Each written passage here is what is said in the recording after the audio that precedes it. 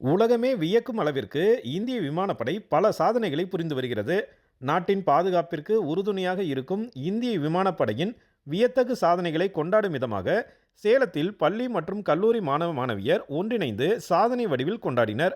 3000க்கும் மேற்பட்ட மாணவ மாணவியர் விமானம் வடிவத்தில் அமர்ந்ததுடன் இந்திய விமானப்படைக்கு சல்யூட் என்ற வாக்கிய வடிவிலும் அமர்ந்திருந்தனர்.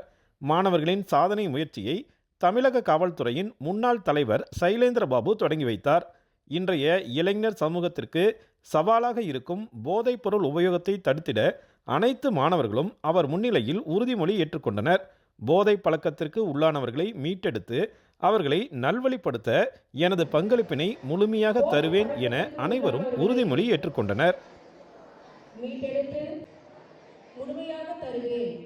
மாணவ மாணவியரின் இந்த சாதனை முயற்சியை ஆசியன் புக் ஆப் ரெக்கார்ட்ஸ் அங்கீகரித்திருப்பதாக கூறுகிறார் ஒருங்கிணைப்பாளர் மெல்டிண்டா மேரி. மாணவர்களுக்கு அறிவியல் சார்ந்த ஒரு அறிவை கொடுப்பதற்கும் விழிப்புணர்வை கொடுப்பதற்கும் போதைப்பொருள் ஒழிப்பிற்காகவும் முக்கியமாக இது செயல்படுத்தப்பட்டது. இந்திய விமானப்படை குறித்த விழிப்புணர்வையும் இராணுவத்தில் சேர்வதற்கான ஆர்வத்தையும் இந்நிகழ்வு உருவாக்கி இருப்பதாக மாணவ மாணவியர் தெரிவித்தனர். இதில் 3000க்கும் மேற்பட்ட மாணவ மாணவிகள் பங்கேற்றிருக்காங்க.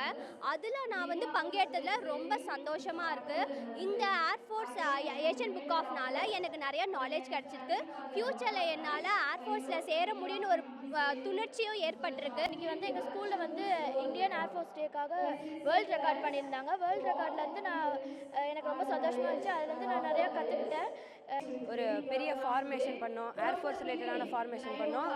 அது எனக்கு ரொம்ப பிடிச்சிருந்துச்சி. ஏர்ஃபோர்ஸ் பற்றி நிறைய விஷயங்கள் தெரிஞ்சுக்கிட்டோம். ஒரு க்யூரியாசிட்டி வந்திருக்கு. ஏர்ஃபோர்ஸில் கண்டிப்பாக ஜாயின் பண்ணோம் அப்படிங்கிற ஒரு க்யூரியாசிட்டி வந்திருக்கு. ஆயிரக்கணக்கான மாணவ மாணவியர் ஒன்றிணைந்து மேற்கொண்ட இந்த முயற்சி சமூக ஆர்வலர்களிடையே வரவேற்பை பெற்றிருந்தது என்பது குறிப்பிடத்தக்கது. சேலத்திலிருந்து ஜி. விஜயகுமார்.